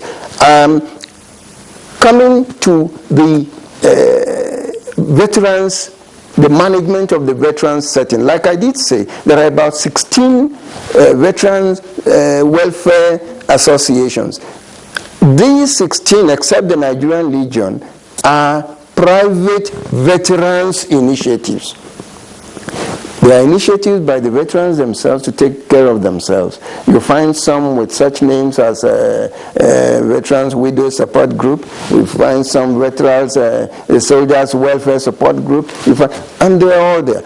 And that was why I also want to give credit to the current Chief of Defense Staff when he came up with what our general here alluded to earlier on, the Veterans Federation of Nigeria. The concept of the Veterans Federation of Nigeria is to allow these multitude of associations. You can't stop it because that is globally acceptable. In the United States, you have about 2,360 veterans associations, in addition to the American Legion. In the UK, you have over 150 of such associations, and some of them are even purely civilian arrangements, but in support of the welfare of the veterans. For that reason, they are accepted. We are looking towards a Nigeria where more private, public, individuals and corporate organizations could come in, take a piece of the action. I think one of the things, like I did mention, the National Orientation Agency should help us do, is to help us project more to the Nigerian society. What are the pains, what are the pinches of the veterans, both the living and the dead, their dependencies? What are the aspects? Look, government cannot take all the burden alone. It is not done anywhere because the burden alone is like managing another nation. So we will therefore plead with the society that please, there are a lot of areas. The general spoke about it, the honorable member hinted on it. People who have served this country and have paid the supreme sacrifice and left behind dependents, those dependents must survive. Those dependents should grow. Those dependents should enjoy the good will of their parents or their family leaders. For those who are alive, it is gratuitous. It is not to the credit of this nation to see a wretched-looking veteran. It's not. For example, if I were haggard-looking and coming to sit on your studio, I would have done more damage to the morale of the nation than any other. So what we are saying is this: the veterans should not be addressed from the disposition of the military. Let it be part of our societal, a major segment of our society that needs to be collectively addressed. Like you did. Major Adofiku, thank you very much. Earlier we had indicated that General Jibrin was going to take his leave before the program ends. We just want to give him the opportunity of responding to one last question before he takes up. We're still going to retain you, Major Adofiku, in our Just Network Center. But General Jibrin, this has been a very worrisome issue for us in the country. We know that we have issues with data collection, and so on and so forth. Now, in some other jurisdictions, particularly in advanced jurisdictions, even when their citizens as service personnel have to fight wars half a world away, there is usually data relating to number of service persons, who lost their lives and those who are missing in action.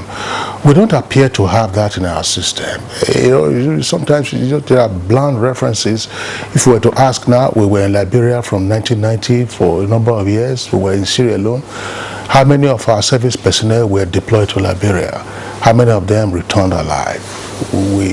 So how can we begin to deal with this? And the kind of honor you also see sometimes departed service personnel. We see examples of that from time to time, but it doesn't appear to be widespread.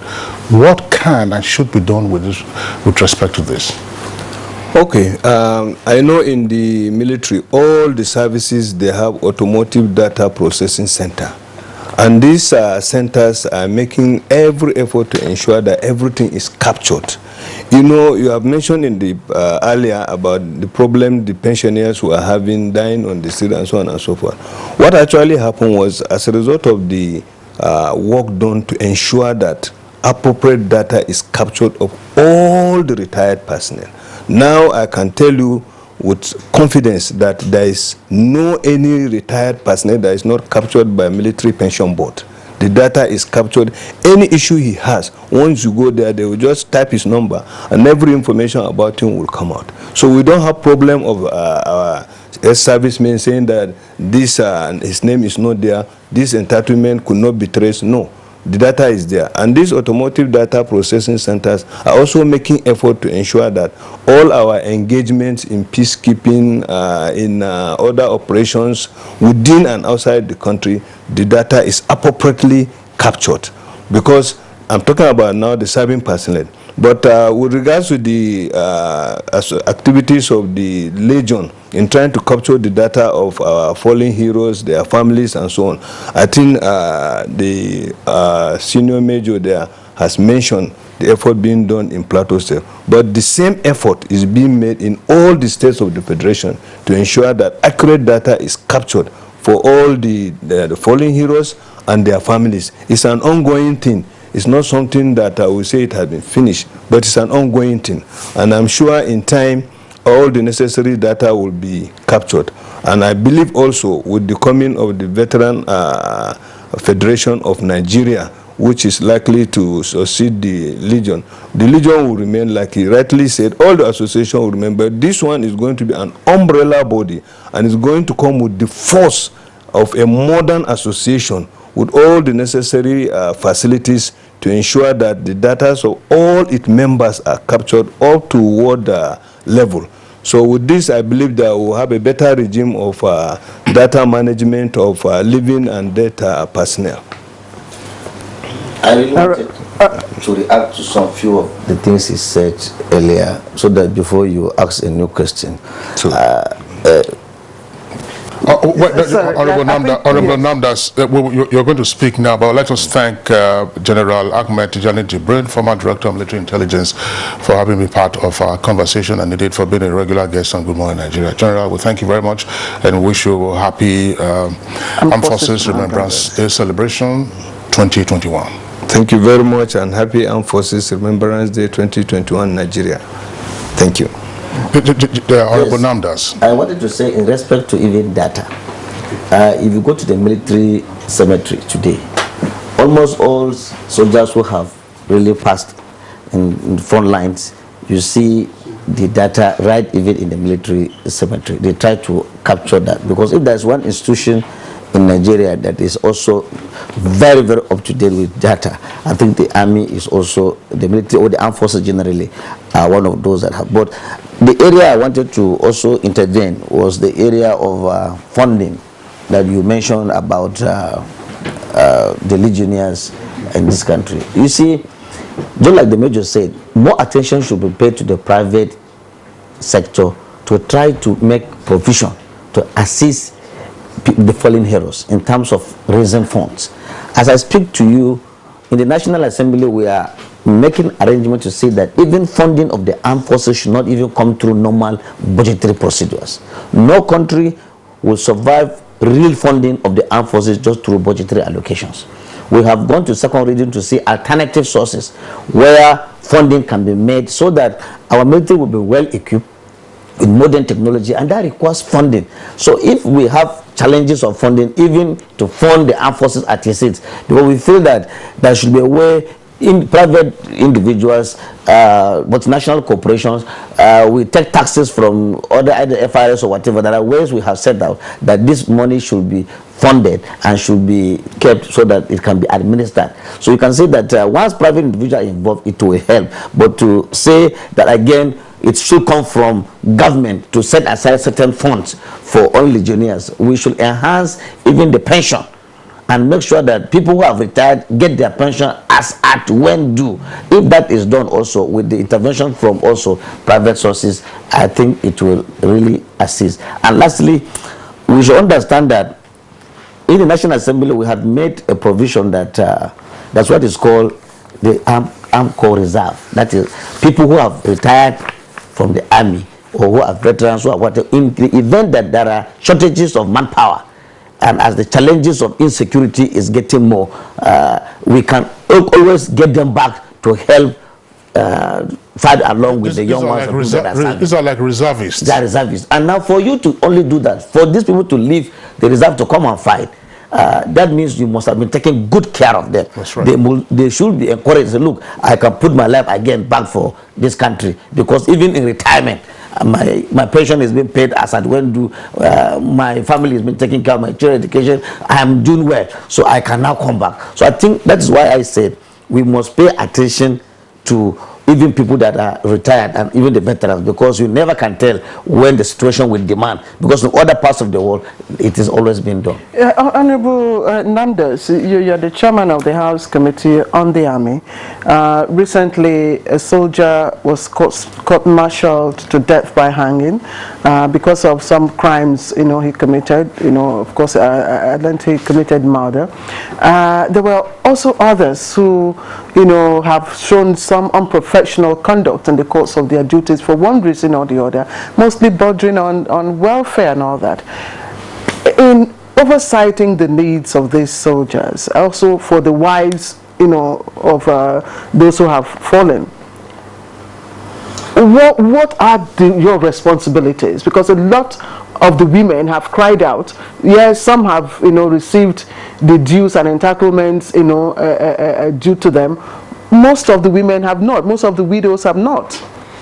Well, in terms of the soldier that was actually court-martialed, I think court-martial is part of the military system, and it's very important that once there is no court-martial and people are not punished for offenses committed, then it is going to be a life that is just anyhow. So people must be actually punished for their actions. And in military, you must respect your superior authority and must take order from the superior commander.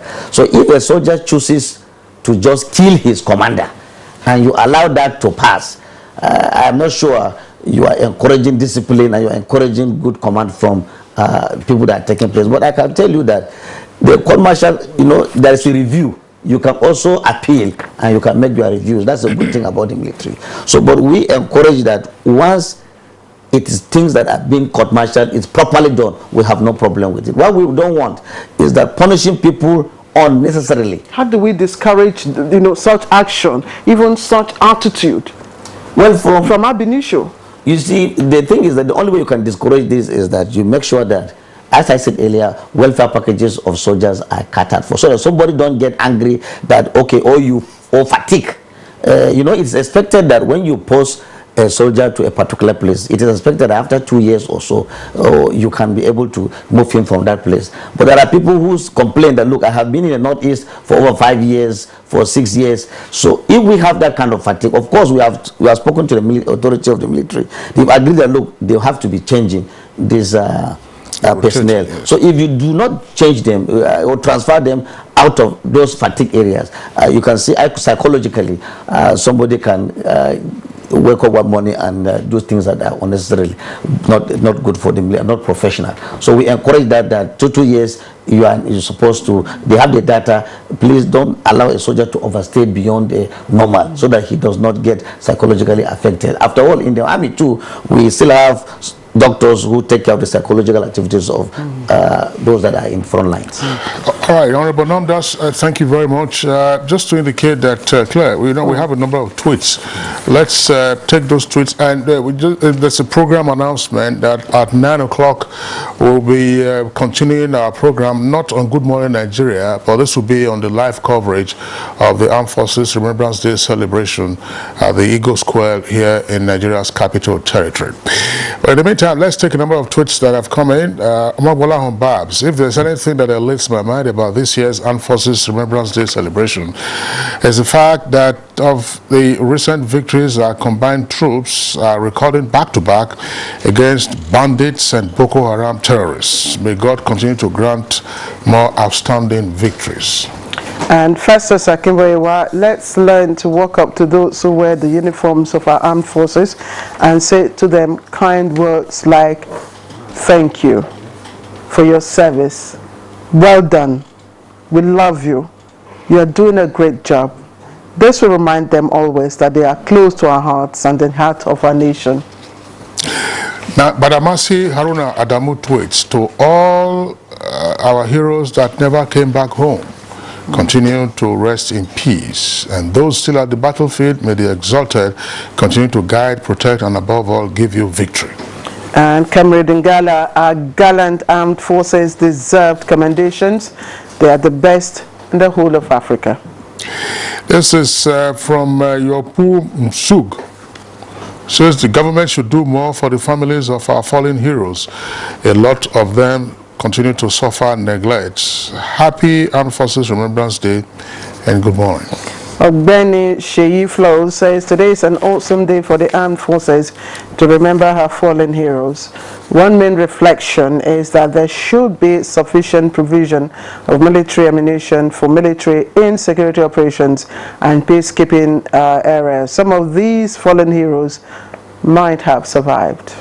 Leo Fadaka, while we remember our fallen heroes, we must also appreciate those of them who are alive, both serving and retired. And remembering them, of course, will be through enhanced welfare and prompt payments.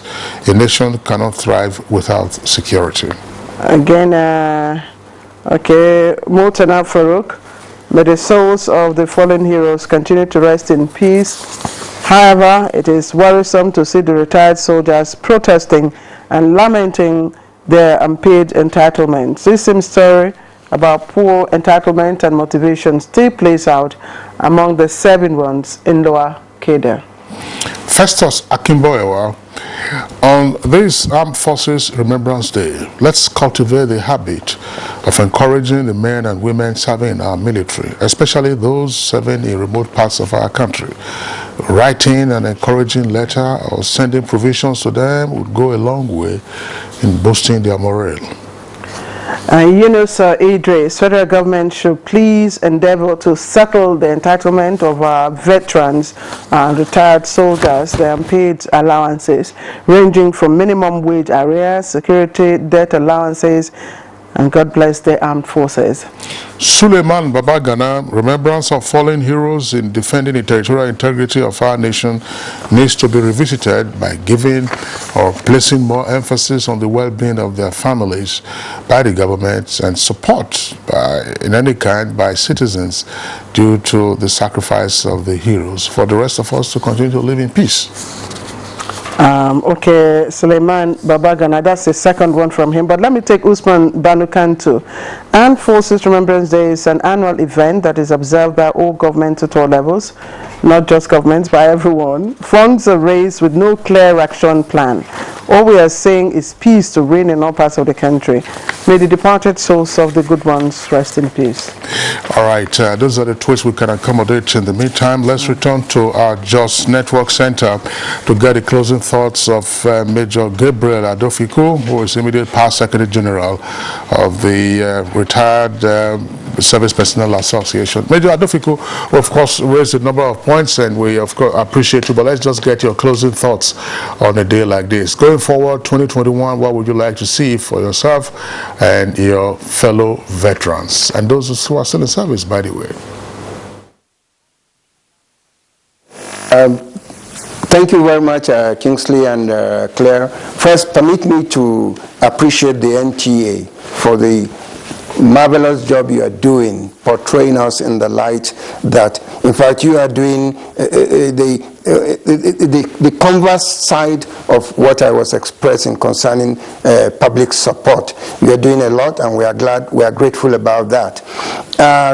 Quickly, to the honorable member there in charge of Army, I want to appeal that you encourage the executive arm, particularly the Chief of Defense Staff, General Oloni Shakin, to conclude the exercise on the establishment of the Veterans Federation as an umbrella body modulating, and a kind of support body for the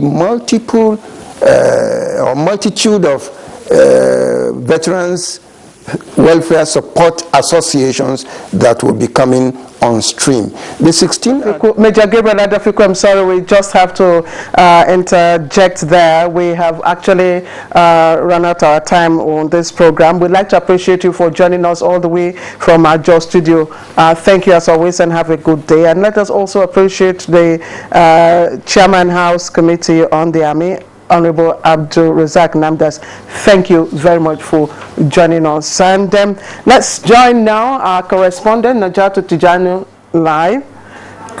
Okay, she'll be joining us much later, but let's join our live studio now for continuation of today's program on Armed Forces Remembrance Day. Yeah, just to remind you that Good Morning Nigeria returns on Monday, same time, 7 in the morning. Until then, I'm Kingsley Osadolo. And I'm Claire Adilabu Abdul Razak.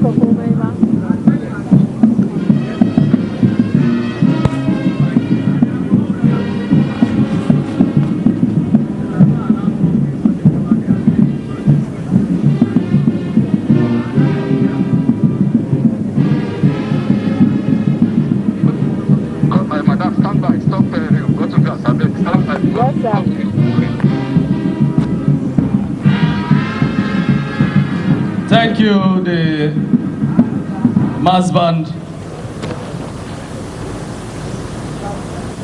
Your Excellencies, Honorable Ministers, Principal Staff Officers from Defense and Services Headquarters, Senior Officers, distinguished guests, ladies and gentlemen. We have arriving in our midst the service chiefs who will be joining us shortly for today's solemn occasion. Indeed, the celebration we are witnessing today is also taking place in the 36 states of the Federation. It is indeed an event that is set aside to honor our distinguished servicemen who have sacrificed their all to ensure that we have peace and unity in our great nation and indeed across the world.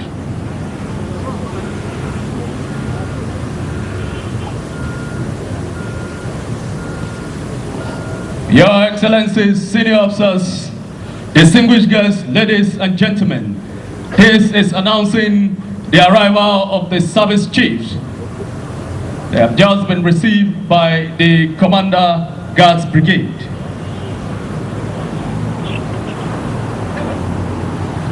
Hello, sir. Hello, sir.